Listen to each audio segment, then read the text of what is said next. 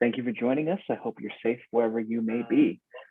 We are back here for another Monday Night Mock interview with Corey Hiramoto, this time with Dave Stark, a product marketing manager here in Silicon Valley. Corey will ask the question, Dave will answer, and you as the audience can ask anything that you want along the way or cheer Dave on. I'm going to go ahead and let Corey give his intro here in a quick moment, and this will also be available on Albert's list afterwards. All right, Corey, over to you. Thank you. Yes, so it's going to be up on Albert's list. I think it's going to go up on your YouTube channel as well, right, Albert? Yes, if Dave says yes. That is fine. Awesome. Yeah, so everyone should definitely check out the Albert's List YouTube channel. Subscribe if you are not already. He posts all of his event replays if you can't make any of those. And then I've also got a YouTube channel as well where I post weekly videos on like interview tips, resume writing, career transition, stuff like that. So definitely check out both of those. Now today, I think all of you are in for a treat, especially those of you who took time away on a Monday night to come and learn how to get better at interviewing. Dave so bravely volunteered himself, but what's even cooler than that is he's actually in progress interviewing with a few companies. One of them is Mission. And this is super interesting and very valuable for everyone watching because Dave has done like 3 or 4 rounds of interviews, right, Dave? Yeah, at least 3. Okay. Three, and then there should be a 4th one to come. Yeah, so he's got a final round coming up, and so we're going to help him get paired up for that. But also, the benefit for all of you watching and listening is that Dave has actually passed along some of the real interview questions that he has been asked in his product marketing manager interviews. And so we're going to run through some of those. I've also got some new ones that I've drafted up for Dave to practice as well. So you can really learn like what are real interview questions that people are getting asked when they're applying for PMM roles, and kind of how you should be thinking about answering them. So thank you so much, Dave. I really appreciate it. And before we get into the actual mock interviews, why don't you give everyone a quick little introduction on yourself and maybe talk about some ways of how people can help you and say thank you. Sure, happy to. So I am in Silicon Valley, as Albert mentioned, and I currently work as a PMM. So I've been in product marketing for 2 years now. And then prior to that, I worked in global sales operations for a number of years. So at my same company, I was there in global sales ops for 4.5 years, working on tools and processes that reps would use. And then prior to that, I was at HP for a number of years where I was a customer-facing operations manager. So I manage the relationship with large corporate customers and ensure that they had a good experience as a customer. So that's what I come from is I'm looking for product marketing roles, but I've also only been in product marketing for really 2 years now. So I have a lot of experience before that I brought into the role that I'm in now, and that I'll then take to my next role. But it's a bit different than other product marketers who maybe have been in product marketing since they started their career, and so I had a longer period of time in it.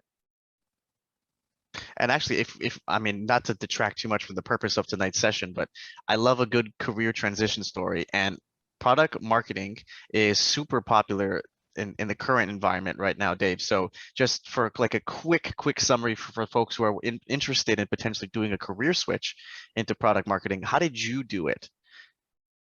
Sure. The background that I came from, so when I was in global sales ops, I was working on a prescribed sales methodology that we rolled out to reps. As part of that, I would work closely with sales teams, go-to-market teams, and product marketing teams. And what I really wanted to do with my career was 2 things. One was get back closer to the customer, as I had been doing that at HP previously. But then 2 is I wanted to, and this was the bigger thing even, I wanted to work much more on content. I liked what the product marketing people that I worked with did. And so I wanted to do more writing and more content creation.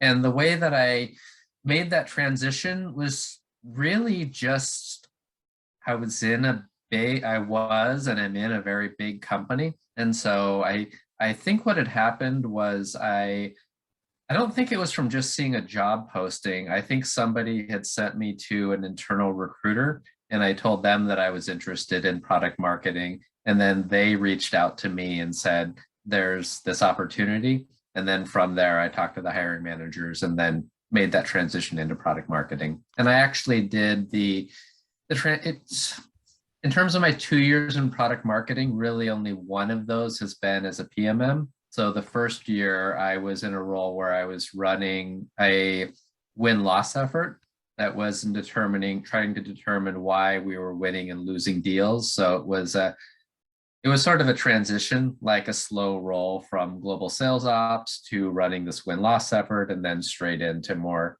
traditional product marketing that I do now. That's an awesome story. And I think that's definitely something a lot of people could leverage as well. So basically, if you are working in an auxiliary role or function where you interact with product marketing managers, sales, product managers in general, then you can kind of build your skill set pseudo in a way at network, because it seems like someone identified you as someone who would be great for this role, and then you were able to transfer internally. So I think that's definitely one route that a lot of people should definitely consider. So tonight we are going to be practicing for Dave's final round interviews with Mission for their product marketing manager role. Now, one thing that is pretty unique about this job description I noticed is that pricing experience was mentioned quite a few times, which I haven't seen too often in many PMM job postings. And so that's definitely something we're going to be practicing tonight as well. And even one of the questions that Dave was already asked during his interviews was pricing related, which we're going to practice in a bit. So just to give all of you a quick little teaser. But yeah, so that's the job description. And Dave, are you ready to get started? I am ready to start. All right, so we're going to do a mixture of questions Dave has been asked before, and then some new ones that I've crafted up so that Dave can get ready for his final rounds. So let's start with one you've already done. So Dave, how can innovation be a regular feature of the teams that you interact and work with here at Mission? Sure. The thing that I would say is that it comes down to an environment where the people that you're working with, whether they're the people you're working with on a day-to-day basis, that you're always interacting with them, or whether it's the people that are in sort of the ancillary groups that will come in occasionally and will have their input into something, it's creating an environment where people feel encouraged and welcome to make their voice heard, to put their ideas out there, to make sure that if somebody's got a thought of, okay, there's a better way to do this, that idea is said and that idea is evaluated, and that it really is an open environment and an open dialogue. I think that's the biggest thing to encourage innovation, is you need to have people feel, okay, I've got a thought and it's great for me to put it out there. Maybe it'll get used, maybe it won't, but either way, it'll get listened to and then evaluated. And so how can you foster that type of innovative environment and psychological safety with the teams that you're going to be working with? It's a matter of respect. It's a matter of respect and a matter of appreciation. There's a lot of different, I think back to the roles that I've had, whether it was in my current role or whether it was in my past roles, there's all sorts of different people that you work with who have all sorts of different things that they want to accomplish, whether it be go-to-market people who have certain KPIs, or product marketing people who have other KPIs, or sales leaders who have other KPIs. Everybody has slightly different things that they want to accomplish. All of them should get to the overall goal of building value for the company and then increasing value for customers. But people have these different things that they want to get out along the way. And so you have to have these conversations with people, and you have to be open to, okay, what are the ideas you want to accomplish? What are the ideas that you've got?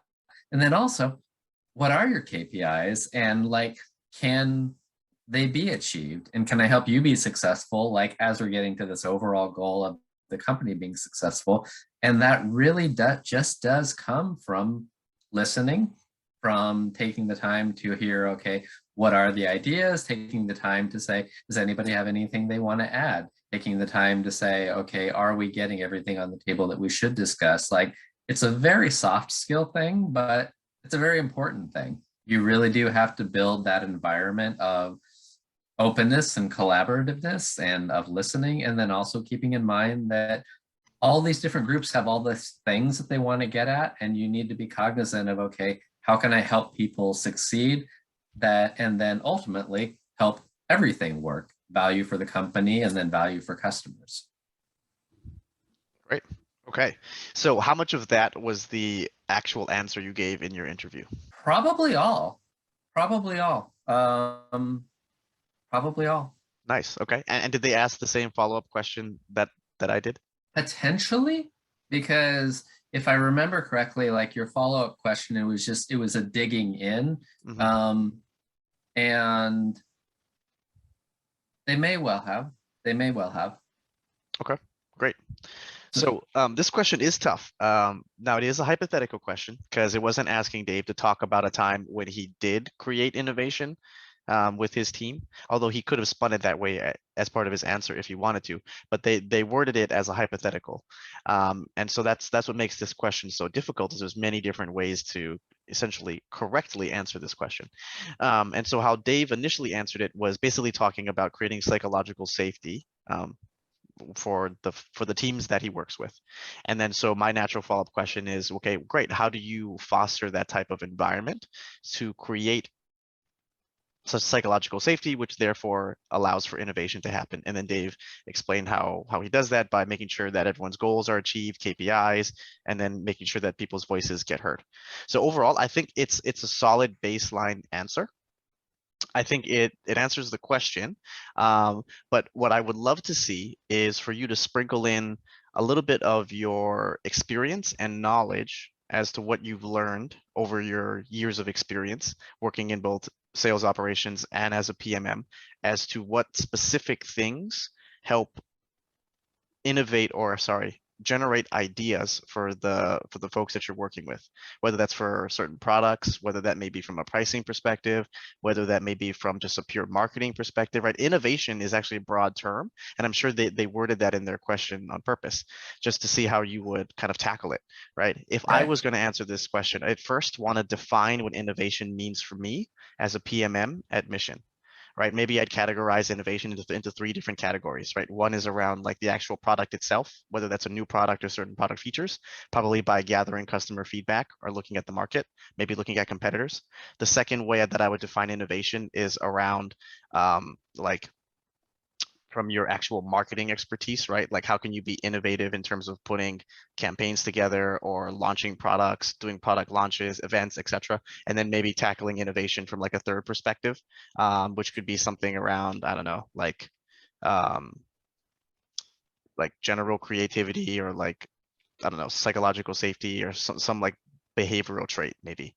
And then you could walk them through how you would actually allow that type of innovation to happen.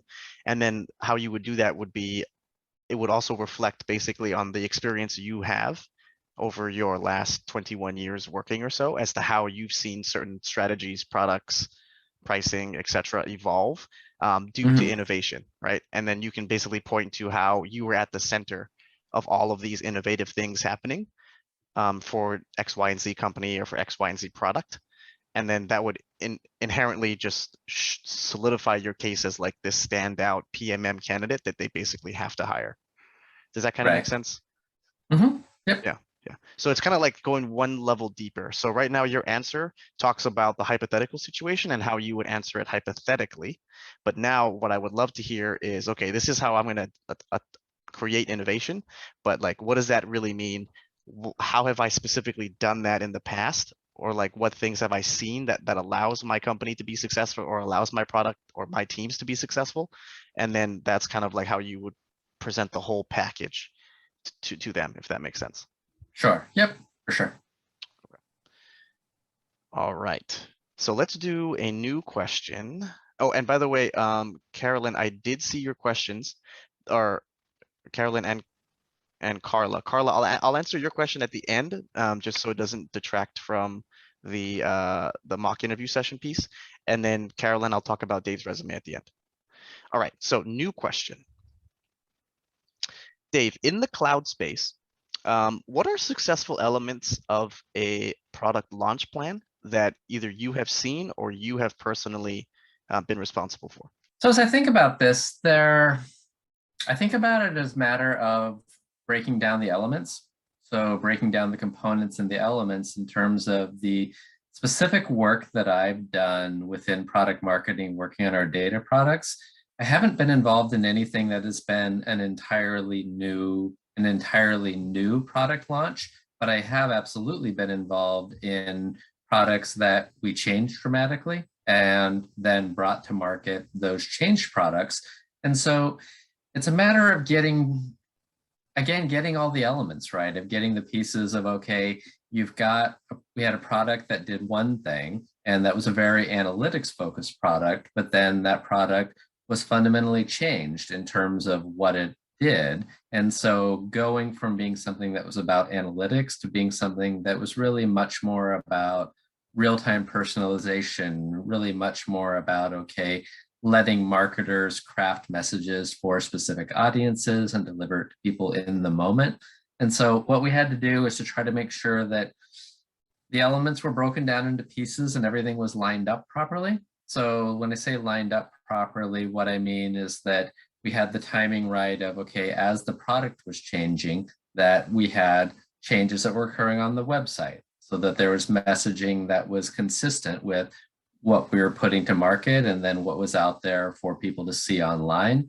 And then also messaging that went out to sales. So we had to go through and make sure that all of our collateral was up to date. So things like customer presentations that reps would use, that those were all current, but then also other assets they would use like white papers or thought leadership papers, that all of these different things reflected what it is that we were actually selling. And then also coordinating with campaigns teams that would launch campaigns to ensure that they had the right messaging. And then the other thing that would happen is as you line all these things up, so you break it down into the component pieces, but then it's just repetition. So like we're a huge company like that I come from in terms of the product marketing work that I do. And we wanted to make sure that we had repetition with the sales teams of here's the messaging, here's the assets, here's the best way to present this, here's what it used to be, here's what it is now in terms of what you should say. And you just have to continually do this from an enablement perspective. So part of it is the content. You have to get the content right, but enablement is going to be sessions with 5 reps, sessions with 10 reps, sessions with 90 reps, where you're just going over and you're continually reinforcing the message of what it is that they need to communicate. And so that's, I think, the important thing is the breaking down of the component pieces and then just lining things up and then just repetition. So those are really the things that I think matter the most. So I like the parts of the answer that you chose to highlight. I think it was, you said timing, it was organization, and then what was the third thing, or the third element? Repetition. Okay. I like all of those. So I think what would enhance the answer, if I could think of something, I think the organization of the answer would have been a little bit cleaner. It was hard for me to track in the beginning, like what specific elements you were going to talk about. Right. Because I think as you were getting ideas, right, you would talk about them, and then when you thought of something else, then you would talk about that too. But I kind of didn't know where certain ideas were starting and stopping, or elements starting and stopping, and then the next one. So I think organization at the beginning would be a little helpful. And then there was one other thing that I was thinking of. Oh, examples, like very, very short examples of how you've seen like the timing piece. If you don't get it right, what may happen, or when you did get it right, what did happen. And it's not like a full star, like 3-minute long example, but just, you know, this reminds me of a time when we had to do X, Y, and Z, and we forgot to do X, Y, and Z, and then turns out because we weren't consistent, we didn't have the, you know, the right whatever, we ended up doing X, Y, and Z. But I've learned from that now, and that's why I feel like this is a really critical element, right? And you don't have to do that for all 3, but just like maybe 1 or maybe 2 examples, at least 1 example for sure, would really drive that point home for the interviewer, because then you can relate it from your experience, as opposed to just like conceptualizing ideas, right? Because they may disagree with you, for example, right? They may think, well, I don't think timing is that important. I mean, I've been doing product marketing for years. I mean, Dave says it's like one of the important things is timing. Like, I don't think that's true. But if you give him an example or her an example of a time when, you know, you didn't think it was important, but turns out it was because X, Y, and Z happened, then they may go, oh, okay, well, I never thought about that. Good thing I'm hiring Dave because he has a different perspective, right? So that's the other advantage of sprinkling in an example every once in a while too, is because just in case they actually disagree with you and they feel like your answer is wrong, with a concrete example, it's kind of hard for them to discount you, right? Right, sure. Yeah. Okay. Any questions on that feedback? No, it makes sense. I mean, one of the issues that no, it makes sense. I mean, one of the things that I run into is with a question like that, which is for the types of jobs I'm interviewing for, it's a very valid question and it absolutely makes sense to be asked, but I don't really have a direct answer to the question because I really don't have that direct experience of bringing a new product to market. And so like I can talk about, and like I did in my answer, talk about, okay, here are things with a product that changed and we really reintroduced to the market, or the other route that I could go is, and this is also an avenue maybe that I would take, but is I could also talk about specific examples from global sales operations of as we were introducing, like in that case, as we were introducing a methodology, what we had to do in order to have it gain adoption and make sure that it was being used properly. I just sometimes I have the thought in my head of, okay, do I answer a given question from a product marketing lens where I know I may be kind of light on what I have for the answer, or do I just go, okay, fine, I'm going to go ahead and just answer this from a global sales operations perspective, and like I've got a lot more that I can say. Yeah. So it's tough. I often do a blend.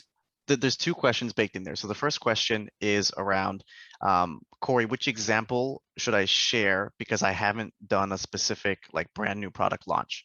And honestly, your answer was perfect.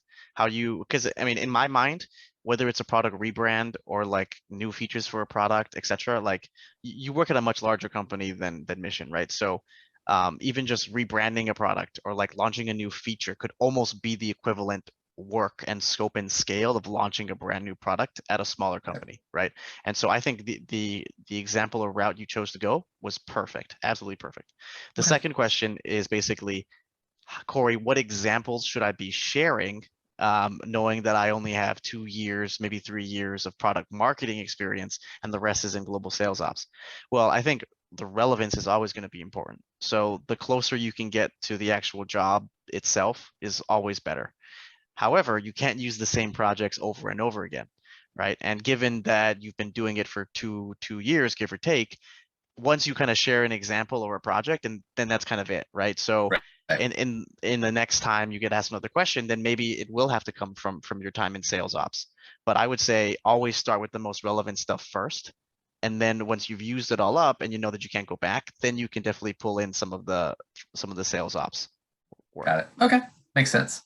Yeah, I mean, and also it maybe you were basically acting as a PMM, but your formal job title may have been under Global Sales Operations Program Manager. And then in that case, right, like they don't even need to know that. If it still sounds like PMM work, then that's PMM work. Sure. Yeah, because I can see how even as a program manager, some of the stuff you could do would heavily overlap with being a PMM, right? But in your head, you're like, oh no, that was when I was in sales ops. But as far as they know and how you tell the story, that was PMM work. Right. No, that makes sense. Yeah. That's one of the things that I said that I'll say to people is that there's nothing that I've come across in my PMM work and my experience as a PMM that didn't require skills that I developed before coming into product marketing. What I found is that everything that I've done, like, has been transferable in terms of the things that really are required to be successful. Yeah, and that makes sense. And like I'll usually, if I say that, I'll usually give a couple of examples of it. But yeah, it really does cross over. Yeah, and honestly, when I read your resume, it makes a lot of sense as to how you were able to make that career transition, is because you've basically been developing the skill set just under different job titles. And now in this Yeah. role, you're putting everything together. Yeah. All right, cool. So Okay. let's do a question that you've actually been asked. So this will be helpful for the audience who's interviewing for a PMM role. Dave, what is your experience with pricing? Sure. My experience with pricing is very, very little. So it's not anything that I get involved in currently as a PMM, but what I do find is that the background that I come from is extremely analytics focused. So if I go back to when I was at HP, so when I was working as a customer facing operations manager, a lot of what I did there is make sure that I had all of the data of what was happening from a customer perspective. So we needed to make sure that contracts were being met. And then most of the customers that we worked with, it was very product based. So these were customers that were buying servers and PCs, notebooks from us. And we needed to ensure that if there was a specific delivery SLA, that SLA was being met.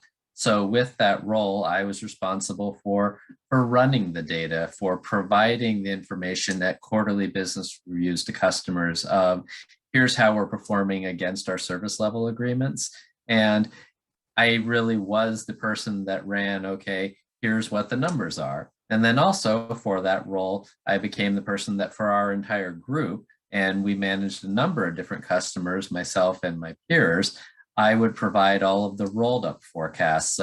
Here's what we said that we were going to do as a group in terms of customers and in terms of, let's say, exit rate from a quarter.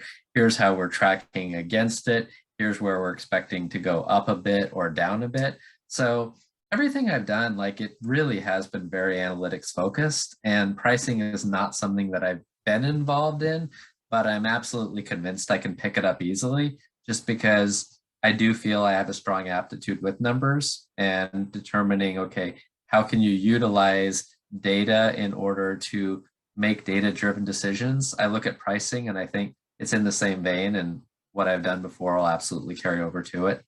And is this the answer you gave in the interview? Likely close.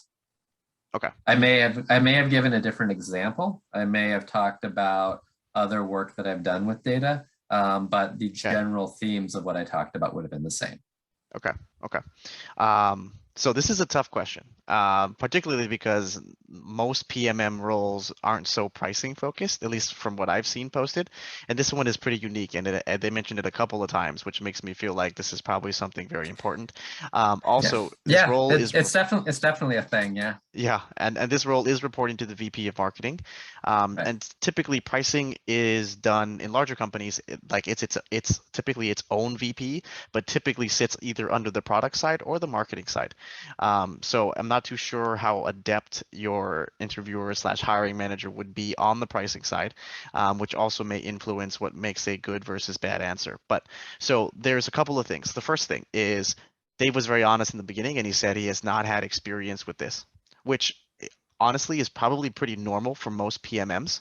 And so I don't think it's going to be something that would detract from his overall candidacy, just because pricing is not normally under their scope of responsibilities. So how Dave approached it is perfect, talking about some relevant experience. Yes, pricing is heavily data driven.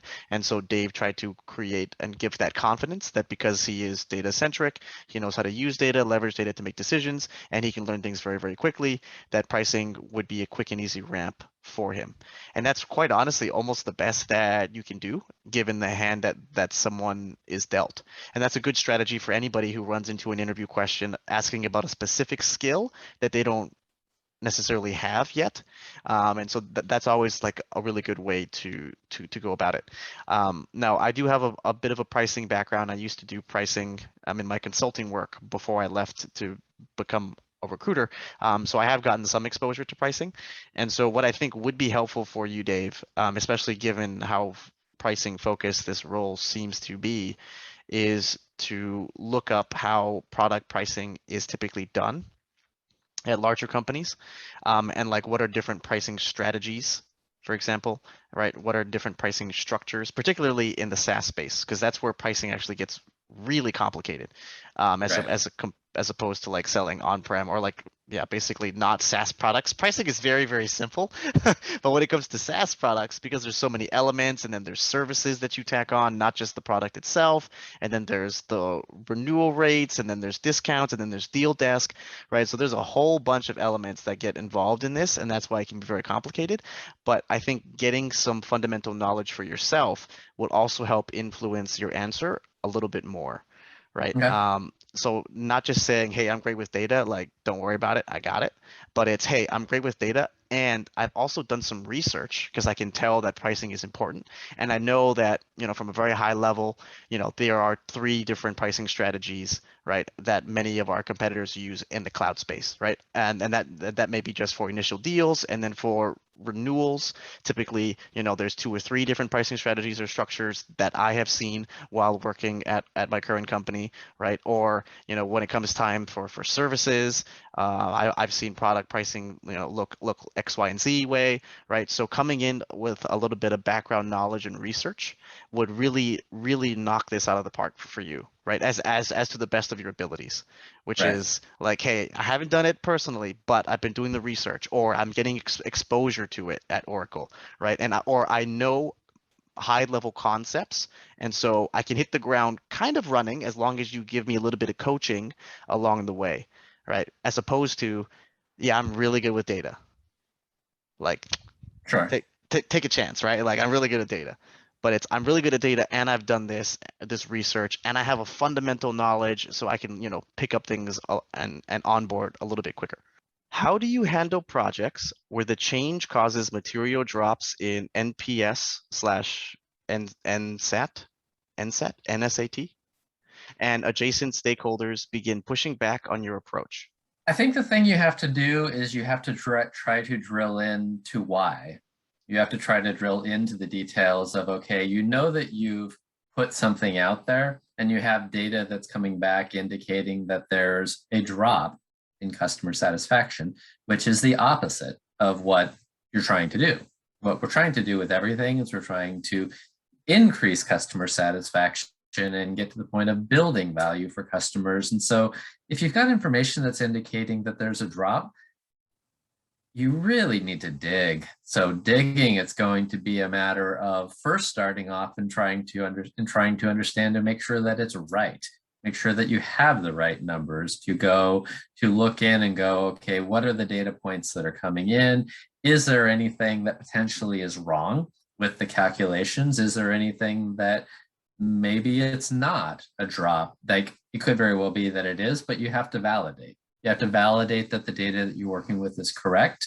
And then from there, let's say you determine, okay, it is correct. Then you have to try to drill in further and go, okay, what are the different things that could be driving it?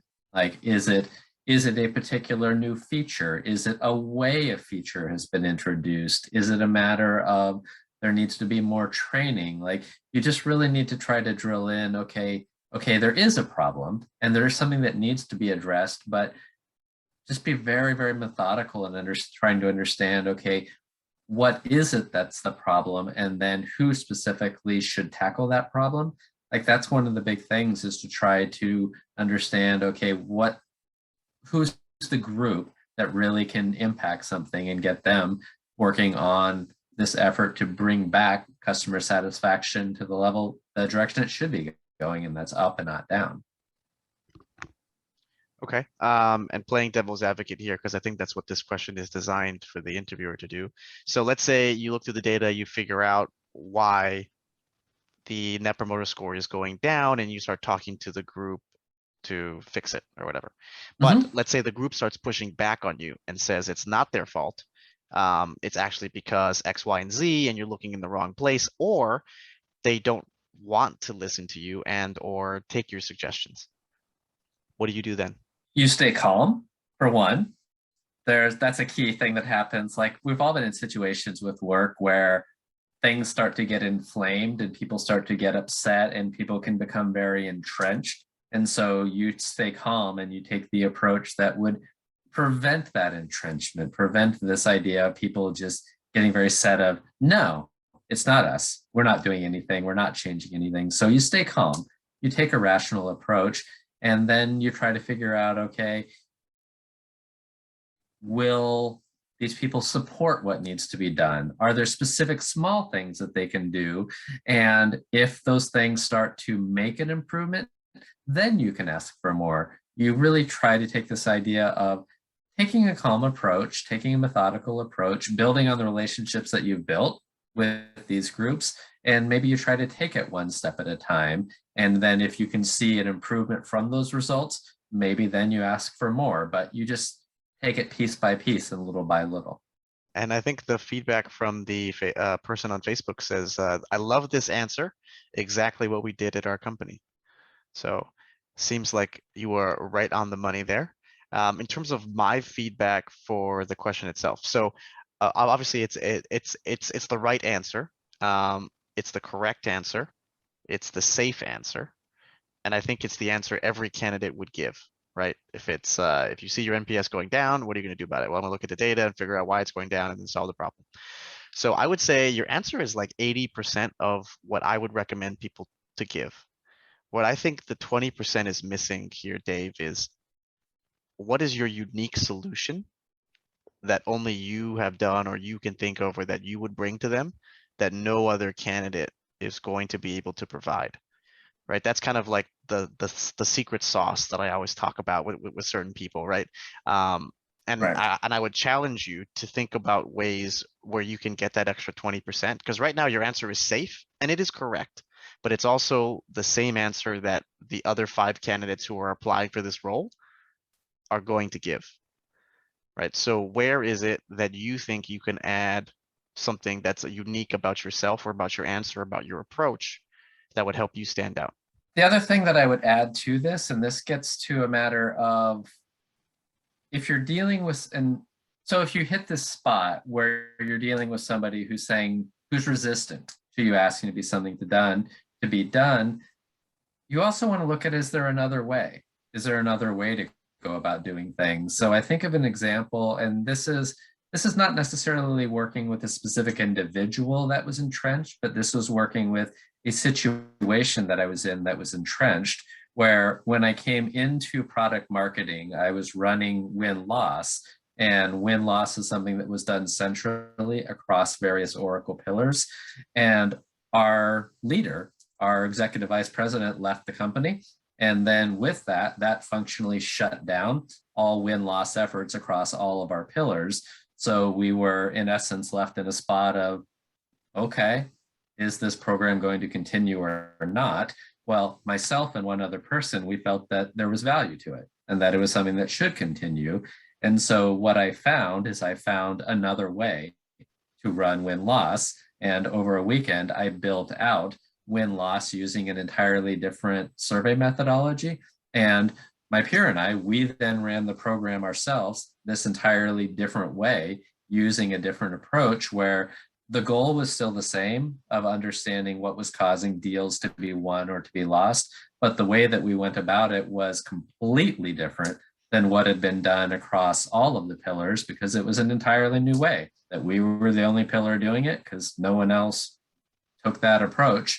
And so that's the thing, is if you hit a spot where there's something entrenched, in this example, it's about an entrenched program, if you will, rather than entrenched people, but it's still the same idea of looking for another way to go forward. Nailed it. Love it, Dave. Love it. No, I think in a real interview, you'd shorten that up a little bit, just because they didn't ask you to give a full example, but it was perfect.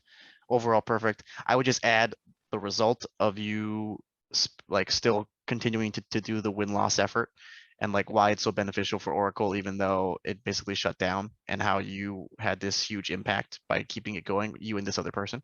I would just throw that in there at the end because that'll really drive the point home. But that's perfect, right? That's like the extra 20% that will help you stand out from everybody else.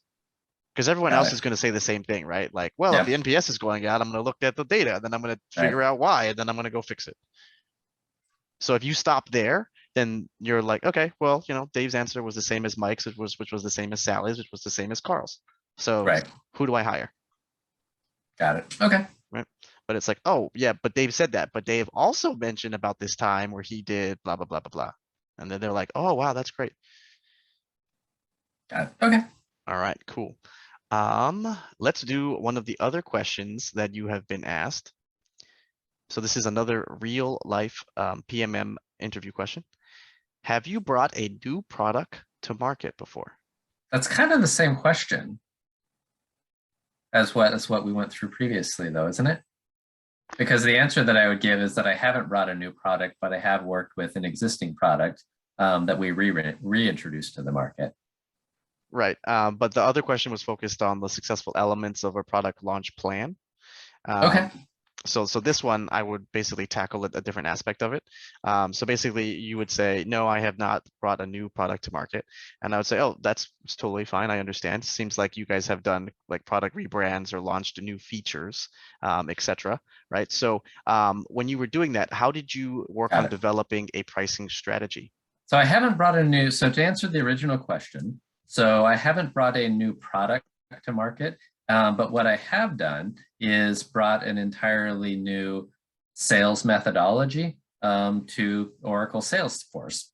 So with that, what we did is we launched a program called Engineered Selling, where we wanted to create this prescribed methodology within the CRM system. So we worked with developers to build out the methodology, to build out the different stages in the process. And then as we launched it, we worked with go-to-market teams who were launching sales plays, product marketing teams who had assets that they wanted to deliver to the reps, and then sales teams and sales leaders who wanted to make sure their reps were trained. And we would do these large training sessions where we would partner again with go-to-market and product marketing, and we would do sessions for reps anywhere from small groups of 10 or 20 up to, in the largest case, 1,200 reps, where we would go through, here's the training of how you go through the process. Here are the steps that you need to follow. And so it was not a new product per se externally, but it was absolutely a new process that we launched for the sales team to utilize across the entire company. I think the other example you gave was about, it wasn't a new product launch per se, but it was like a new feature or something, right? A changed product. So really a product. rebranding. So the same name of the product, the same overall product name, but yeah, really an entirely different value proposition and feature set of it. Okay. I like that one in terms of like the relevance to this question. Yeah, and I guess but that's the thing that was throwing me off is I was like, okay, I mean, I don't want to talk about exactly the same thing that I talked about previously. Yeah, and in a real interview, I like you probably wouldn't have gotten asked these same two questions because they kind of are asking the same things, but I just wanted to give the audience like an actual interview question that you were given, and then I was just going to attack it from like a different lens. So let's just say you do talk about this example where it was a product rebrand, essentially.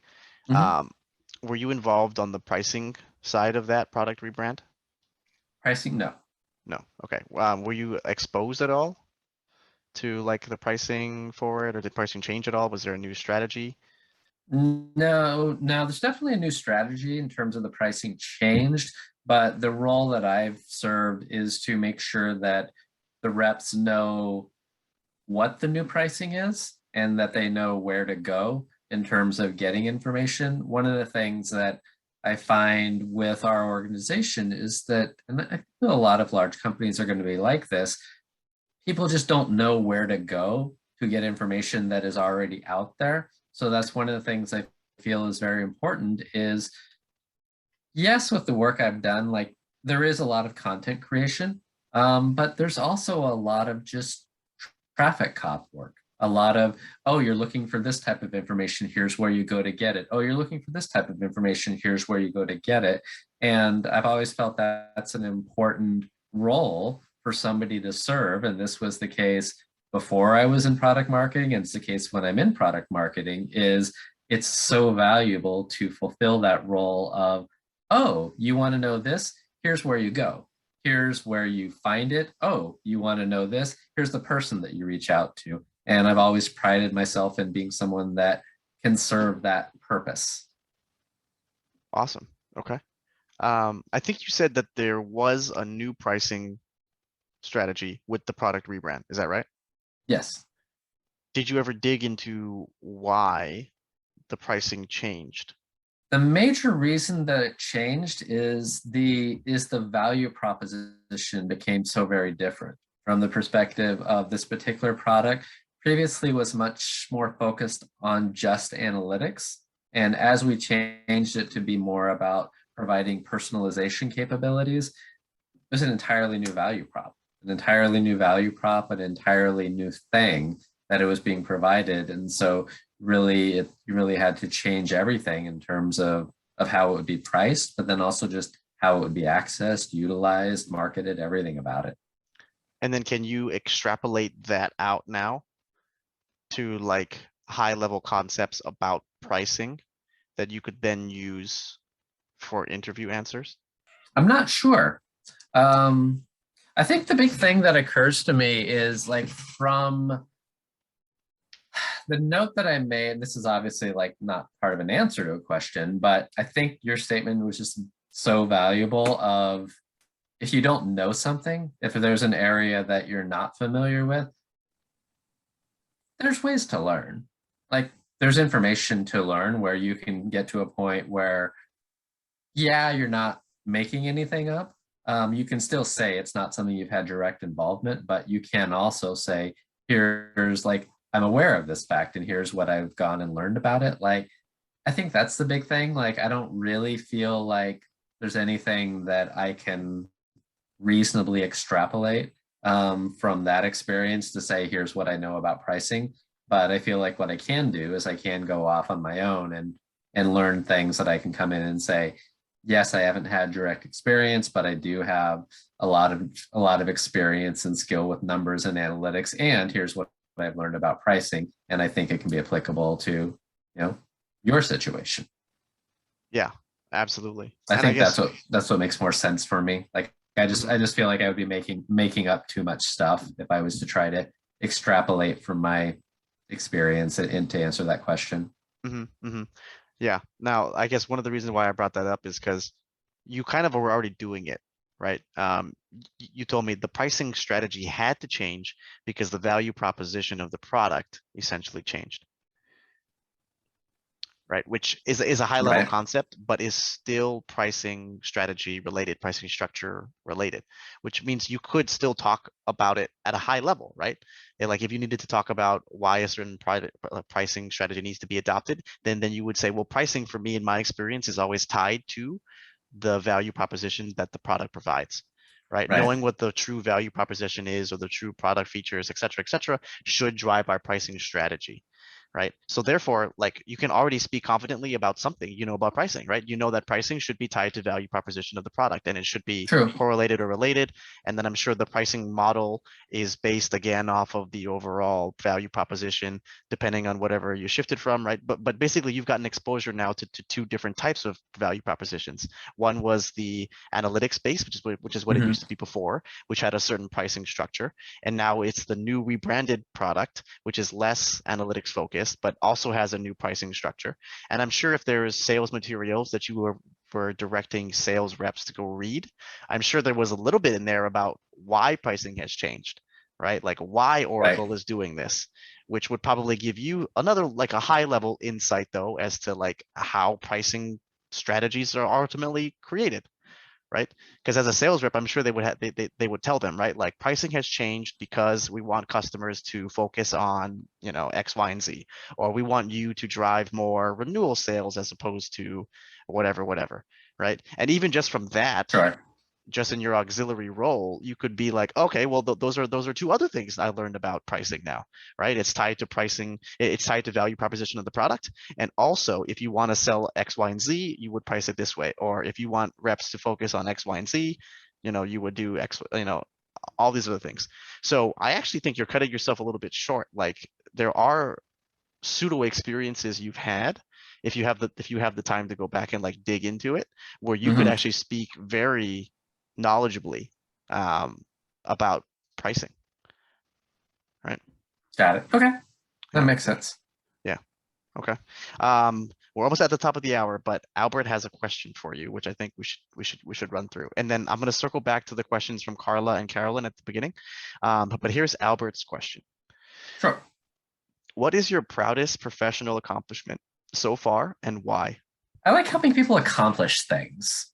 And the example that I think of goes back a ways in my career, but when I was at HP, I worked with a particular customer. They were a federal systems integrator, BAE Systems, and we had a contract with them around SLAs for product delivery. And so I worked with the customer. I had one particular guy that I worked with who was the contract administrator at BAE Systems. He was the person who put the contract in place, and I would present to him, okay, here's how we're doing against the contract. Here's what the SLAs are. Here's what our performance is.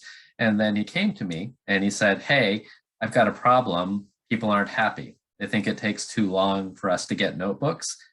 And I said to him, I said, well, here's what the performance has been. Here's how we're doing against the SLAs. We're meeting the SLAs. And he said, well, people aren't happy with that.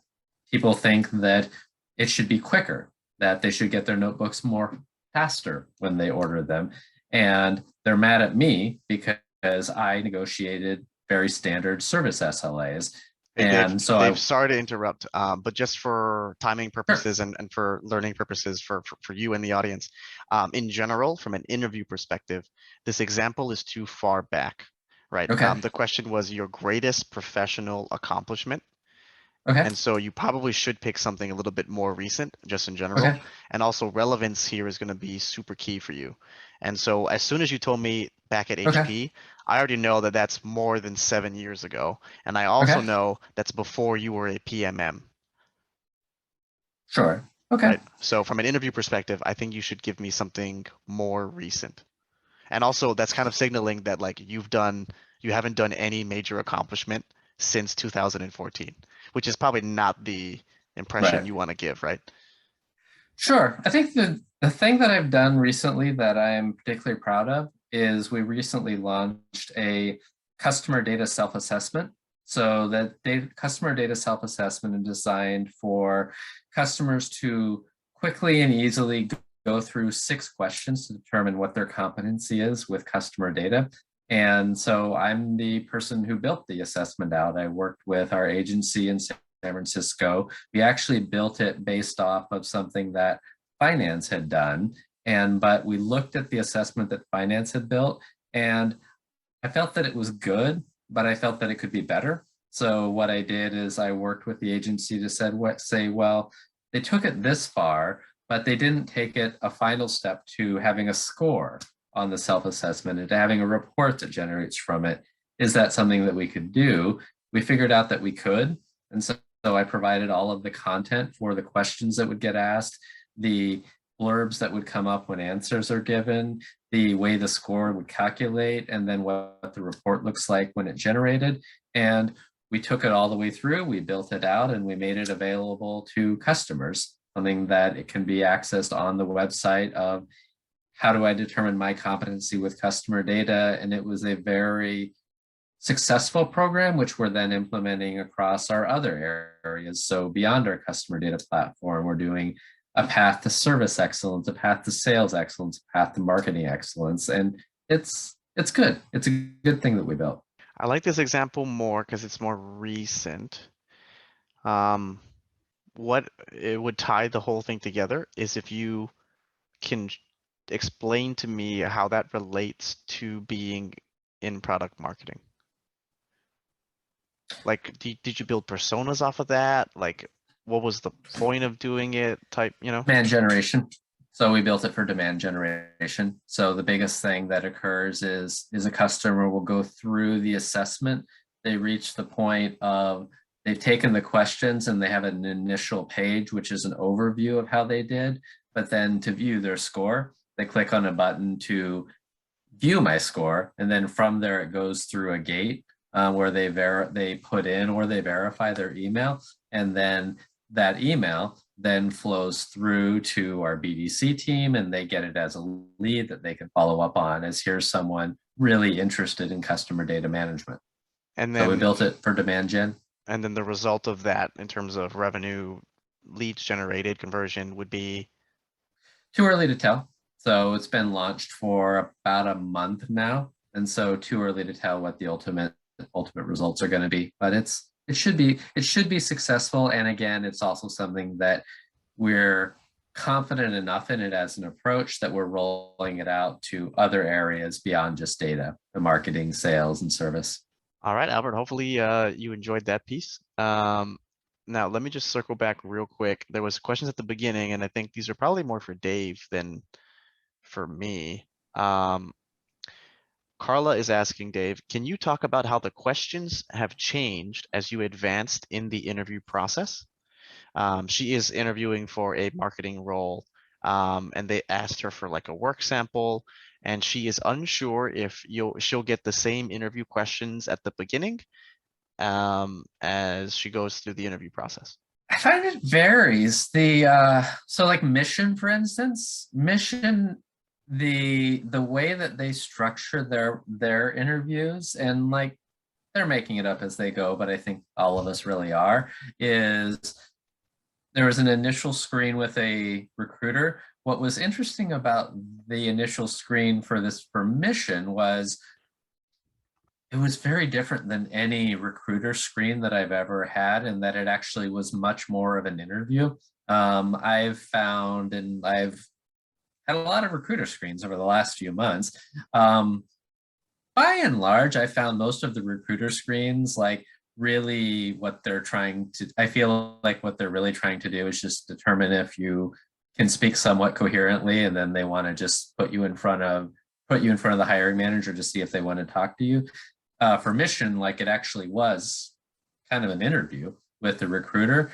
And then from there, it went on to the actual hiring manager, who asked a lot of like the type of questions that we talked about around pricing, around things like product launches, positioning. And then after that, this particular company, the next step is you go on for what they call a cultural fit interview, which asked questions like, how do you, like the question about teams, like how do you create an innovative environment of teams? There's also questions like, how do you create an inclusive culture, or what can you do to help foster an inclusive culture? So it was, again, this cultural fit type question. And then after that, there was another interview that was with product managers, which the questions really weren't that different than the original interview. But then the fourth one is to be an interview where, and it's unclear to me whether this will occur within the interview or whether it's a takeaway, but there's an assignment.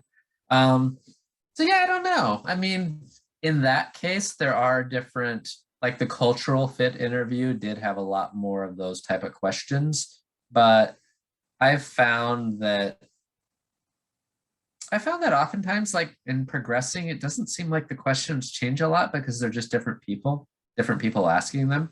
And so it's kind of the same type of stuff as I feel like what I found. Okay. All right. And Carolyn was asking on Dave's resume, there's dates next to Oracle that say to present twice. Is that intentional? I would say yes, and that's totally fine. Dave is basically just saying, hey, I've been at Oracle since 2015 until now, and I've been doing product marketing I've been a product marketing manager since 2019 until now. Right. So that's just kind of why it repeats. There's nothing bad about it at all from a resume perspective. So I do have, I mean, if there's other things, like we can certainly address them. I did have one question that I'm curious to get your thoughts on, Corey, and frankly, anyone else for that matter. So what I'm curious of is I don't have it on my resume, but I also have and Albert knows this, I've created over the last couple of months, I've created a podcast, and that podcast is something that I hadn't done before the last few months, but I had an idea of what I wanted to do and figured out how to do it, figured out what the content would be, figured out, and then actually recorded all the episodes and have put them all live. I just don't, like, again, I don't have it on my resume, but it's kind of the type of thing that I don't know, like if somebody were to ask me a question that was open-ended enough of tell me something that you accomplished, like I may very well talk about it, but it's not work related. And so like I still don't know the answer in my head of how much I do I would really chime in want to and talk say, about Dave, something like that. I would chime in and say that that's actually an example of how you're a good content creator as a product marketing manager. Yeah. I mean, you did it, right? So you own it. And so, even your own website, which you've shared with me professionally on the book reviews that you do, is an example of you taking content and creating more additional content with it. Right. And pairing it with that podcast, so you're able to launch sort of an info product, if you will. And I think that counts as well. Okay. Right, anything that you can do, like if I go in a job interview and Albert's List is a valid example, you bet I'm using it. I'm bringing all my firepower to the game. Right. You Yeah, leave it that's all what on the I field, feel. and you What I leave it feel all on the too. field. Like I still don't know. I'm not opposed to, like, I don't have it on my resume now, but I do kind of want to talk about it. I do want it to come up, like maybe not in a first interview, but if there's something that I'm really going to progress on, it's like, it's something that I've done. It's something I am proud of, and something that frankly, not many other people have done. Now there's things that other people have done that I haven't, but this is something I've done that they haven't. So Corey, what are your thoughts? Mine is for if it's a real interview, I would say it's got to be relevant, right? So I mean, if it's a podcasting company, sure. If you're going to talk about how you developed a product marketing roadmap for your podcasting, right? And how successful it was running certain campaigns, you tried different pricing strategies. I don't know, right? But if for me, it would have to be relevant. Yeah. If you were going to use it, or maybe it's a podcast specifically about how to be a good product marketing manager, then yeah. But I think relevance should be super important, unless it's literally like, tell me about something interesting you do outside of your day job. Then if they're like Right. spoon feeding you something, then for sure you're going to slam dunk it. But I would always go back to like relevance. Okay. Fair. Got it. Yeah. And then there was one more question. I think it was for me, which was around job descriptions. The question is, Corey, what is your experience with the accuracy of job descriptions, reflecting what the hiring manager really wants / needs? Yeah, honestly, it's most of the time the job description is very high level. Most of the time, it doesn't tell you what they truly value or what problems they immediately need you to solve. That's kind of what you would find out on your initial phone calls with the recruiter and/or hiring manager, for them to really explain to you what it is specifically that they're looking for. Because I guess from a legal perspective, you can only hire candidates that meet the minimum qualifications for a role. And so those are like hard stop requirements that a person needs to have. But there's probably a whole bunch of other experiences / skill sets / accomplishments that they would want the candidate to have that they may not put on the job description, just because from a legal perspective, it makes hiring people so much harder. So that's usually why job descriptions are very high level and vague on purpose.